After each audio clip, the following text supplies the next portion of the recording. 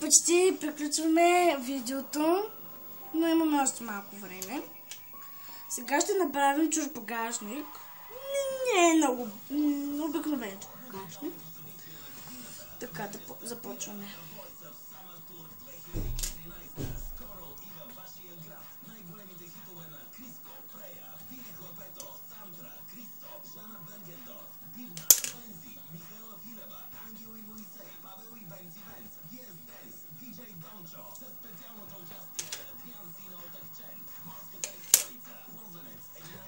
Само да ви кажа, че това не съм го измислила аз, не е модела. Това как правят, не съм го измислила аз как да правя дрехи от пластилин. Признавам си го, но моделите, сега, които ви показвам, са мои. Съвсем мои, не съм си... Аз ги измислих съвсем сама.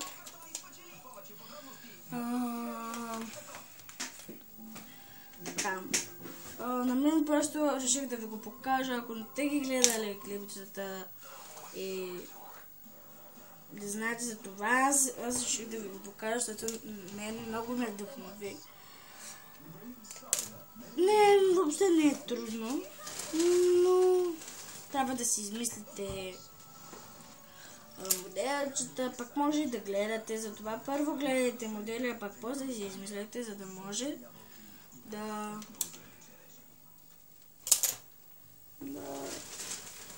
да се научите малко. И после можете, ако имате страница в YouTube, може да си направите сами клипове.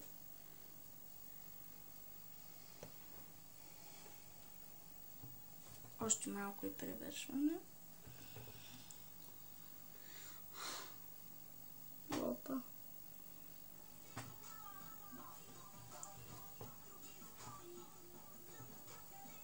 Така. Ето, готови сме.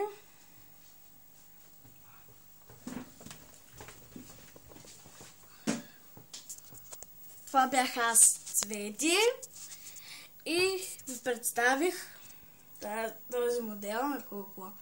Дано да ви е харесало. Искам да го гледате това и да го харесате. Ако ви хареса, моля да ви харесате го. И посетете моята страница в Facebook. Цвети Декор. И това беше от мен за нови срещи. Извинете, Цвети Арт. Това беше от мен, Цвети.